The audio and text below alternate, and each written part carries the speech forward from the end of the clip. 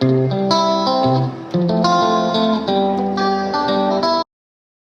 what's up you guys? Welcome back again to my channel. My name is Jen, and if this is your first time here, please don't forget to like this video, subscribe, comment, and share. So guys, today we're going to be talking about Sister Wives season 17 episode 4 recap. So the beginning of the episode, obviously Christine is back in Flagstaff after helping her daughter deliver her granddaughter Avalon. So we get to know that Janelle is currently having to move out of her home due to the landlord selling the home. So Janelle has pretty much decided to get an RV and just to live off of Coyote Pass and blase. So they get to talk about the lots on Coyote Pass and whatnot, and Kody's talking about if Christine may sell it to them. He doesn't know whether she's gonna stay or go or whatever, you know, basically in limbo about the land. But I'm pretty much sure that Christine wants nothing to do with the land, the lots, the building, and allegedly she sold it to him for like $1 or something, aka it wasn't worth anything to her when it was all said and done.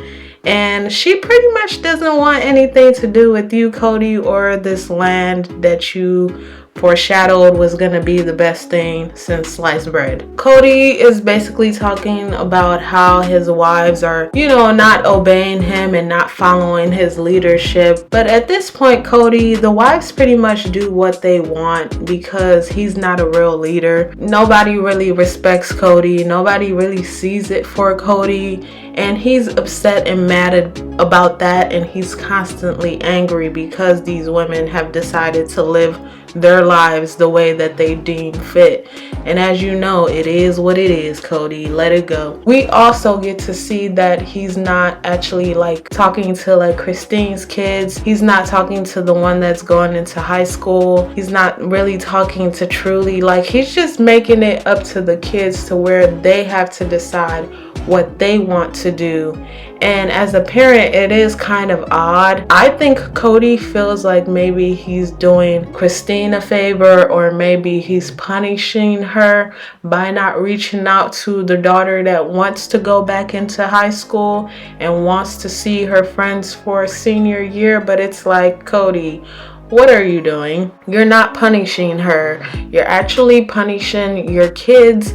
You're actually showing them your true character. You're showing them who you really are at the core, which is a selfish individual who cannot be relied upon for anything. And I also wanted to note that Kody also thinks that he's punishing Christine by being emotionally detached from these kids. But in actuality, he's hurting his kids, and in turn, they will end up resenting him as well as disrespecting him, as we so see that the older kids do that as well. And we get to the conversation with the wives and Christine basically telling them she's gonna leave. And what really irritated me was Robyn basically in shock and crying like she always does. Like, Robyn, nobody cries this much. I mean, I know some people are emotional, but like, what are you crying for? You already knew he got kicked out of the house. The handwriting was on the wall. So what are you crying for? And what are you coming up with all of these what ifs situations? Like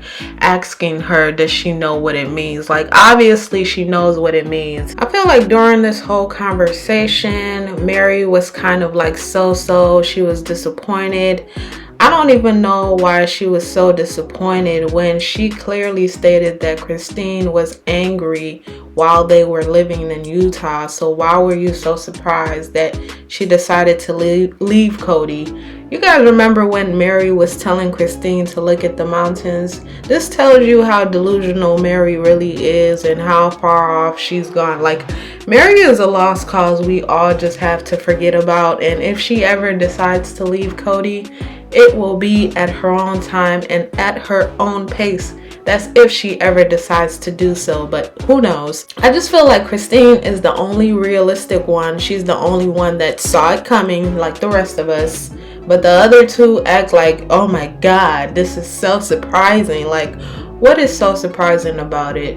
This just teaches us a great lesson of how polygamy is really messy and I just wish that Robyn would stop trying to make it seem like this is something that's not normal in polygamy, that wives choose to leave these husbands that are lackluster, okay? And she needs to be worrying about why she left her ex-husband and stop worrying about what Christine is doing and shut the everlasting F up, okay? I'm so sick of Robyn. I don't know what to tell you guys. And I'm just so sick of her stupid questions. Her questions were just irritating me while I was watching this show. I was like, Robyn, shut up, okay? We get to know that Kody wants 50% custody of Christine's youngest child, which is Truly. And Truly is about 12 at this time, or 13, not quite sure. And to that I say, Kody, goodbye. And based on what Christine's response was, which is basically, you could have had 50% with us this whole time. We were in Flagstaff, but you didn't care enough to actually see the kids for real, for real. Now all of a sudden you want to be dad of the year, you want to be Superman. Like, Kody, have a seat. You're being extra and you're doing too much. Christine can do what she pleases. As long as she has a judge's order that she can leave the state, she can do that. She can go ahead and do that, because guess what? She was never legally married to Kody. And all she needs to do is go to a judge and have them sign off like, hey, this is where I'm going to live at. Kody's gonna get his visitations, end of story. And Kody makes it seem like her home is not gonna be in Utah, like her home is here in Flagstaff. But guess what, Kody? The lady has been telling you for a long time, which is what I hate about Kody. He doesn't listen. She's been basically telling you she doesn't want to live here. She doesn't belong here. Utah is her home. Utah is where her family is. Utah is where her friends are at. You guys moved to a random ass state in Flagstaff where you know nobody. I don't know what you were running from. I don't know what Robyn was running from, claiming her son got a freaking acceptance letter to whatever university he got accepted into. Why were y'all running? I don't understand what went on with this move, but this place in Flagstaff is not Christine's place. She never felt like she belonged, end of story. And she's gonna move where her and her daughter are going to be loved by people who actually love to see them come around. And not you and miserable ass Robyn, as well as Meri. No shade but shade, okay? I just want Kody to realize that Christine is trying to get the hell away from him. She wants nothing to do with Kody at this point, and I just wish he would get that.